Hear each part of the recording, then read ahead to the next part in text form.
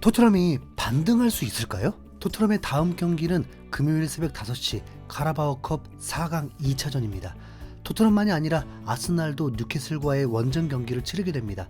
아스날은 1차전에서 뉴캐슬에게 0대2 참패를 당하면서 결승 진출 확률이 낮아졌지만 살짝 불안한 건 아스날이 24라운드 리그 경기에서 맨시티를 상대로 5골을 폭발시키면서 이 정도 화력이면 뉴캐슬에게도 충분히 위협하면서 2골 차 이상의 승리가 충분히 가능할 수 있다는 해석이 됩니다. 결승전에 풀 런던 더비가 된다면 이 또한 세계 대결이 되어서 흥미롭긴 하겠지만 그래도 그냥 토트넘이 결승 진출한다는 전제로 아스날보다는 뉴캐슬 만나면 좋겠죠. 네. 토트넘이 상대하는 팀은 리버풀입니다.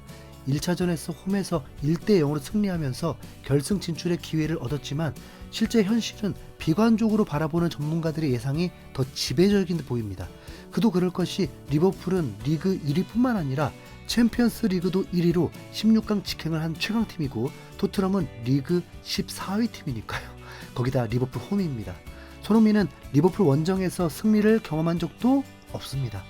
매우 어려운 경기가 될 수밖에 없는데 디 애슬레틱이 갑자기 반더벤의 부상 소식을 전하면서 리버풀전에서 출전을 못할 수도 있다는 기사를 전했습니다.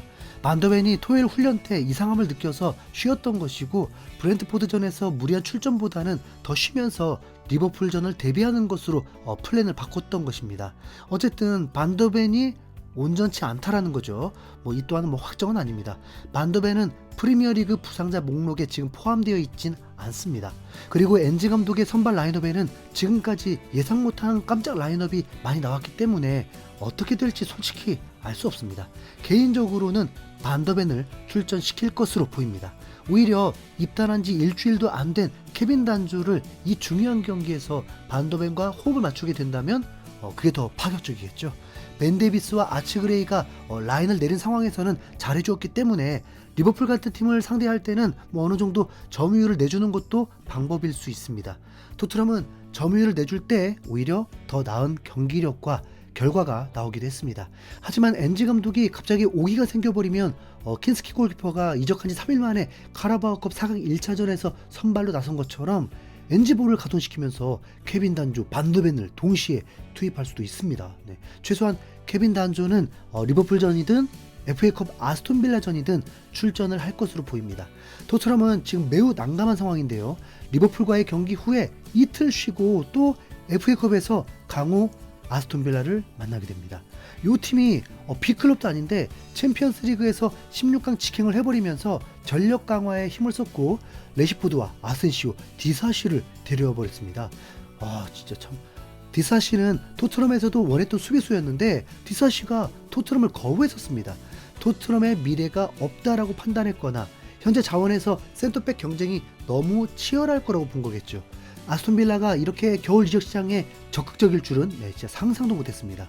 토트넘은 전력을 강화한 아스톤빌라를 이틀밖에 못 쉬고 또 붙어야 하는 일정입니다.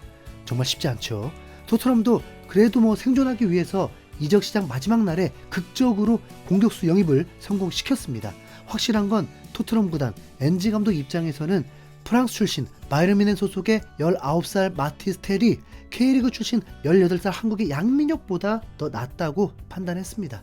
텔이 레비도 퇴짜를 놓고 토트넘 오는 걸 거부하고 맨유를 이적을 원했다가 최종적으로는 토트넘으로 임대 이적을 확정짓게 되었습니다. 그래요. 텔이 낫겠죠.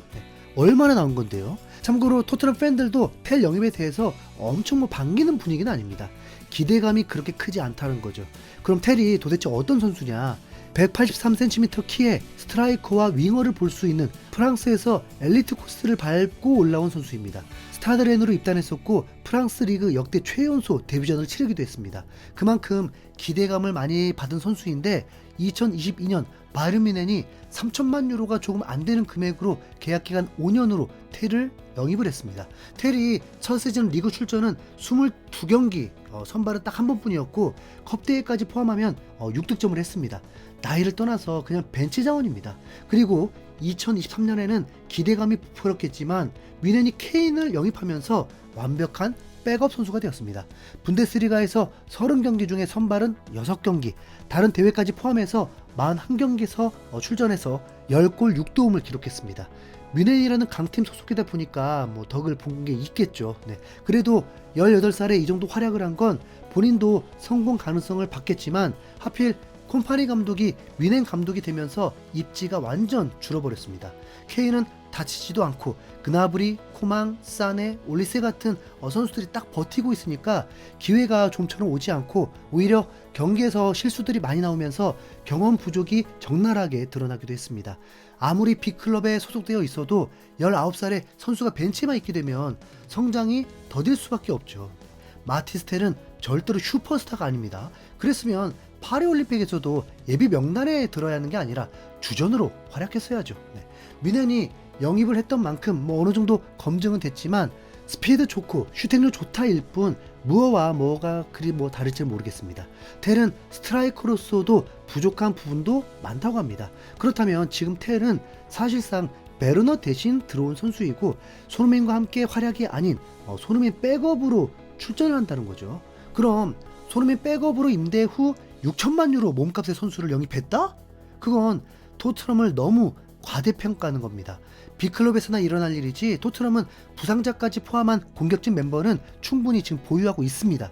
손흥민, 솔랑케, 히샬리송, 존슨, 베르너, 오드베르, 무어 그리고 클루세프스키도 윙어로 씁니다. 여기에 텔까지 둘 수는 없습니다. 그럼 왜 영입을 했을까? 미래가 아닌 현재 상황에서는 공격수가 부족한 게 맞습니다. 하필 우승을 노리는 유로파리그는 한국 기준 금요일 새벽에 있다 보니까 주말에 리그 경기를 소화하기 위해선 로테이션이 필수가 됩니다. 챔피언스리그 출전 팀보다 분명 더 힘든 일정입니다. 그래서 부상자 복귀가 시간이 걸리는 만큼 후반기 목표를 이루기 위해서 선수 영입을 한 것이고 더불어서 손흥민의 대체자로 찾은 것입니다. 손흥민은 반복하는 말로 올 시즌에만 집중하고 싶다고 했습니다. 올 시즌 성적에 따라서 손흥민은 이적을 결심해야 하는데 계약 기간이 1년 남았다는 건 구단이 손흥민을 통해서 이적료를 챙길 수 있기 때문에 손흥민 이적 적기가 됩니다. 그럼 당연히 손흥민 이적 후 대체자가 필요하지 않겠습니까? 19살 텔을 손흥민의 대체자로 본 것입니다. 그렇게 되면 손흥민이 빠져도 마티스텔, 무어, 솔랑케, 존슨, 오도베르 이렇게 세대 교체를 하는 틀을 자연스럽게 만들게 됩니다. 충분히 그럴싸하죠. 손흥민이 이적한다 안 한다로 단정 지을 순 없지만 우승을 했기 때문에 남을 수 있고 챔피언스리그에 진출했기 때문에 남을 수 있고 우승으로 인해서 다 이루었기 때문에 홀가분하게 떠날 수도 있는 겁니다. 지금 현재로서는 손흥민이 올 시즌 떠나지 않겠다는 입장이었고 확실한 목표가 있었던 만큼 그래도 겨울 이적 시장을 통해서 선수들을 보강을 한 것은 나배드는 아닌 것 같습니다. 그쵸? 네. 프리미어리그에 적응을 하고 있는 무어가 나을까요? 아니면 이제 프리미어리그를 온 텔이 나을까요? 뭐 별반 차이 없을 것 같은데 그래도 텔이 더 빠른 건 맞거든요. 또한 성인 경기에 더 많은 경험이 있습니다. 경기 뛴 게 없어서 체력도 만땅입니다. 텔은 오른쪽 윙어로 출전한 건 거의 없기 때문에 텔, 히샬리송, 손흥민, 공격형 미드필더에 클루셉스키면 어때요? 나쁘지 않죠? 네. 손흥민과 선수들 회복 잘해서 리버풀과 최대한 접전으로 아슬아슬한 경기가 되길 응원합니다. 무승부 콜? 그럼 토트넘은 결승입니다. 이상 흰수염고리였습니다. 감사합니다.